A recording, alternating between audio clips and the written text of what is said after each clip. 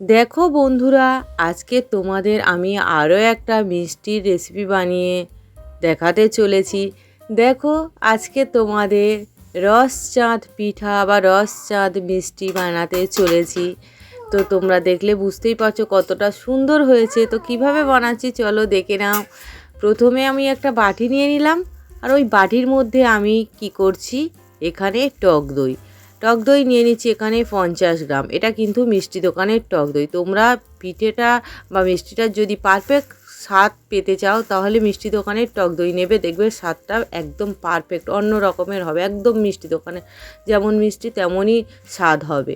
তো যাই হোক, তারপরে একটুখানি ভালো করে মিশিয়ে নিলাম। এরপরে ওই চামচ মেপে আমি 2 চামচ সাদা তেল দিলাম, 1 চামচ চিনি দিলাম, আর এখানে দিয়ে দিচ্ছি বেকিং পাউডার। এখানে বেকিং পাউডার প্রথমে আমি 1/2 চামচ দিলাম, পরে কিন্তু 1/2 চামচ দেবো। আর বেকিং সোডা দিচ্ছি 1/2 চামচ, মানে এখানে পাউডার 1 চামচ আর বেকিং সোডা 1/2 চামচ। তারপরে 1 চামচ কর্নফ্লাওয়ার, অবশ্যই কর্নফ্লাওয়ার দেওয়ার চেষ্টা করবে, তাহলে পিঠেটা যেমন নরম সফট হবে তেমন সুন্দর হবে। তারপরে খুব ভালো করে আমি মিশিয়ে নিতে থাকবো। দেখো, খুব ভালো করেই আমি কিন্তু মিশিয়ে নিচ্ছি, কারণ এই মেশানোটা যতটা স্মুথ হবে তত ভালো মিষ্টিটা হবে।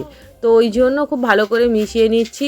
তো এখানে আমি আবারও অল্প একটুখানি কিন্তু মানে বেকিং পাউডারটা দেবো, যেহেতু বললাম না একটুখানি কম আমার ছিল, ওই জন্য এখানেই বাকি 1/2 চামচটা দিয়ে দিচ্ছি। তো তারপরে মিশিয়ে নেবো। আর এখানে দেখো, এই যে দইয়ের মিশ্রণটা এটা কিন্তু কাটতে শুরু করেছে, কাটতে বলতে একটু ফাঁপতে শুরু করেছে, কাটা না, এটা ফাঁপছে, ফুলছে। তার মানে আমার একদম মানে এই লিকুইড ব্যাটারটা খুব পারফেক্ট হয়েছে। তো এবার কি করছি, আমি ওর মধ্যে 50 গ্রাম দই নিয়ে বানাচ্ছি। তো তোমরা বেশি পরিমাণে বানাতে পারো। তো ওর যতটা দই তার থেকে বেশি আমি ময়দা নেব। তো 100 গ্রাম নিলাম, কিন্তু পুরোটা দেবো না, অল্প অল্প করে আমি দিচ্ছি। দেখো, যতটা আমার লাগবে ততটাই দেব, তার থেকে পুরোটাই ঢেলে দিলে এখানে যদি ডোটা শক্ত হয় তাহলে পিঠেটা বা মিষ্টিটা একদম ভালো হবে না। ওই জন্য একটু চ্যাটচ্যাটে মতো রাখতে হবে। তো সেই জন্য অল্প অল্প করে দিচ্ছি। দেখো, এখানে আমার প্রায় 70 গ্রাম মতো ময়দা, 70 না 80 গ্রাম মতো আমার ময়দা এখানে লেগেছে। 20-25 গ্রাম মতো আমার আর লাগেনি। তো দেখো, এরকম চ্যাটচ্যাটে মতো হবে। এর থেকে আর টাইট করব না বা শক্ত করব না, এইরকমই মানে আমি ডোটা মেখে নিয়েছি। তো এটা কোনো সমস্যা নেই, এটা কিছুক্ষণ রেস্টে থাকলে একদম খুব পারফেক্ট হয়ে যাবে। তো দেখে বুঝতেই পারলে ডোটা কেমন। তাহলে তোমরা মাপটা বুঝেই, আমি যেমন নিয়েছি তোমরা কম বেশি মাপ করেই কিন্তু নেবে, কিন্তু আমার মাপটাই ফলো করেই মাপটা করবে কিন্তু। তারপরে আমি চিনি শিরাটা বানাচ্ছি, এর জন্য কড়াই বসিয়ে 1 কাপ চিনি নিলাম, 1 কাপ জল নেব। এখানে যতটাই চিনি ততটাই জল নিয়েছি, কারণ এতে শিরাটা পারফেক্ট হবে। আর দেখো, এখানে একটু মানে শিরা বা মিষ্টির টেস্টটা বাড়ানোর জন্য 2টো এলাচ ফাটিয়ে দিয়ে দিলাম, আর একটুখানি কেশর দিয়ে দিচ্ছি, এতে করে কালারটা খুব সুন্দর আসবে। তো দেখো, অল্প একটুখানি 1 পিঞ্চ মতো কেশর দিয়ে দিলাম। তারপরে আমি শিরাটা রেডি করে নিচ্ছি। দেখো, শিরাটা ফুটে গিয়েছে, এবার চিনিটা ভালো করে গুলিয়ে নেব। আর এখানে মিনিট খানেক মতো জাল করলেই কিন্তু হয়ে যাচ্ছে ফুটে যাওয়ার পরে। তো দেখো, শিরাটা কিন্তু মোটামুটি আমার খুব ভালোভাবেই রেডি হয়ে গিয়েছে। তো এবার শিরাটা আমি কি করছি, নামিয়ে নিচ্ছি। শিরা আমার একদম সুন্দর হয়েছে, এখানে কোনো মানে তারের শিরার দরকার নেই, এমনি চ্যাটচ্যাটে মতো একটু তেল তেল ভাব হয়ে গেলেই হবে। তো দেখো, এবার গ্যাসের উপর থেকে নামিয়ে নিলাম। এবার ডোটার কাছে চলে এলাম। দেখো, একটু লবণ দিতে ভুলে গিয়েছিলাম, তোমরা ওই সময়ে দিতে পারো বা এখনও দিলে হবে, যেহেতু ডোটা খুব নরম তো খুব সহজেই মাখার সময় আরও তো একটুখানি মেখে নিলাম, তো ওই সময়ই মিশে যাবে। লবণটা দিলে পিঠেটা বা মিষ্টিটার টেস্টটা খুব সুন্দর হয়, যেহেতু এটা ময়দা দিয়ে বানানো না পুরোপুরি, কোনো তো এখানে দুধের ছোঁয়া নেই, তো সেই জন্য একটুখানি লবণ দেওয়ার চেষ্টা করবে। তো যাই হোক, এরকম লম্বা করে বেলে নিলাম, একটু মোটা করে বেলতে হবে। তারপরে একটা গ্লাস নিলাম, আজ বলেছিলাম এটা একটু চাঁদের মতো শেপ করব, তো সেই জন্য গ্লাসের করে এইভাবে কেটে নিচ্ছি। তোমরা দেখে বুঝতেই পারছো খুব সহজেই কিন্তু কাটা হয়ে যাচ্ছে, আর দেখতে একদম চাঁদের মতো হচ্ছে।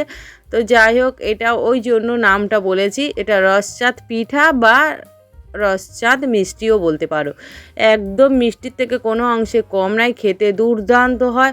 তোমরা একবার বানিয়ে দেখতে পারো। তো এইভাবে সবগুলো কিন্তু আমি কেটে নিচ্ছি। দেখো কতটা সহজে কাটা হয়ে যাচ্ছে, কতটা সুন্দর হচ্ছে তোমরা দেখে কিন্তু বুঝতেই পারছো। আর কাটতেও খুব ভালো লাগছে।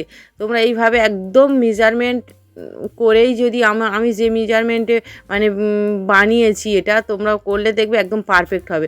তারপরে এবার ভাজবো, তার জন্য তেল বসিয়ে দিয়েছি। আর তেলটা খুব বেশি গরম হওয়ার দরকার নেই, হালকা একটু গরম হবে, পিঠাগুলো ছেড়ে দেবো বা মিষ্টিগুলো ছেড়ে দিচ্ছি। দেখো একটা একটা করে এইভাবে ছেড়ে দিচ্ছি। প্রথমে কীরকম হচ্ছে, কিন্তু এটা যখন আস্তে আস্তে হবে তো কীরকম ফুলে বড় হয়ে যায় তোমরা নিজেরাই দেখলে বুঝতে পারবে। দেখো খুব 4টেই দিলাম, বেশি দেবো না, কারণ কড়াটাও আমার ছোট আর একটু কড়াটা আমার পাতলা। তোমাদের যদি একটু মোটা হয় তো ভালো হবে। আর এটা একদম মিডিয়াম টু লোতে রেখে, লো থেকে একটু উপরে রেখেই কিন্তু ভাজবো, কোনো মতে জোরে দেওয়া যাবে না, তাহলে ভেতরটা কাঁচা থাকবে।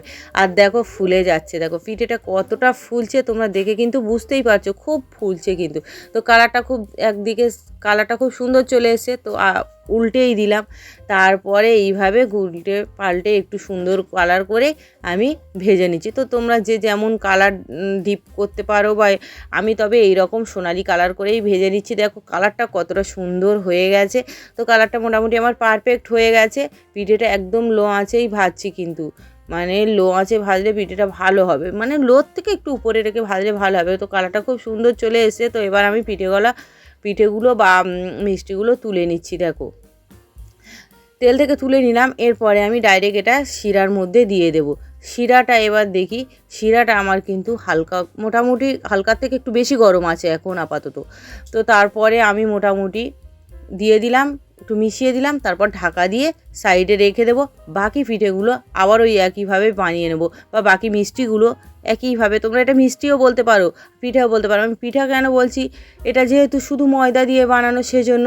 আর মিষ্টি কেন বলছি, তোমরা যদি একবার বানাও তাহলে বুঝতে পারবে যে সত্যি এটা মিষ্টিও বলা চলে। খাওয়ার পরে এটা মিষ্টিও বলা যেতে পারে, কারণ এটা মিষ্টির থেকে কোনো অংশে কম নয়। এটা মনেই হবে না যদি তোমরা মিষ্টি দোকানের টক দই দিয়ে বানাও।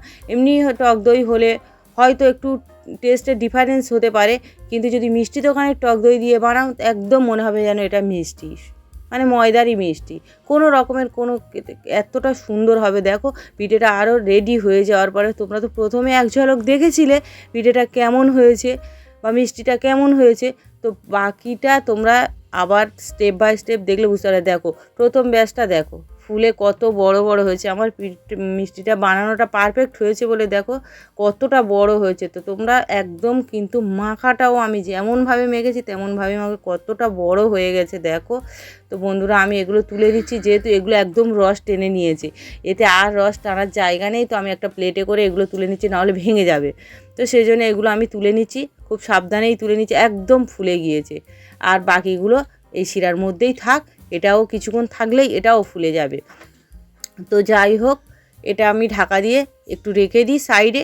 আর যে কটা 4টে আমার হয়ে গেছে ওটা আমি তোমাদের দেখাচ্ছি। দেখো প্লেটে দেখতে কতটা সুন্দর, কতটা সুন্দর, কতটা বড় বড় হয়ে গেছে। তোমরা দেখে কিন্তু বুঝতে পারছো বন্ধুরা কতটা বড় হয়েছে পিঠেগুলো। যেমন বড় আর তেমন রসালো, তেমন নরম। ভেতরটা দেখো একদম পারফেক্টভাবে রস কিন্তু ঢুকে গিয়েছে। তো দেখে বুঝতেই পারছো কতটা সুন্দর হয়েছে। তো আমার এই পিঠের রেসিপি যদি তোমাদের ভালো লাগে প্লিজ লাইক কমেন্ট শেয়ার। আর নতুন বন্ধুদের বলে রাখি, যারা এখনও চ্যানেলটা সাবস্ক্রাইব করেনি প্লিজ চ্যানেলটা সাবস্ক্রাইব করে দেবে, যাতে পরবর্তী ভিডিও দেওয়ার সঙ্গে সঙ্গে তোমরা প্রথমে দেখতে। আর এটা দ্বিতীয় ব্যাচের পিঠে, দ্বিতীয় ব্যাচে যেটা ভেজেছিলাম সেইটা।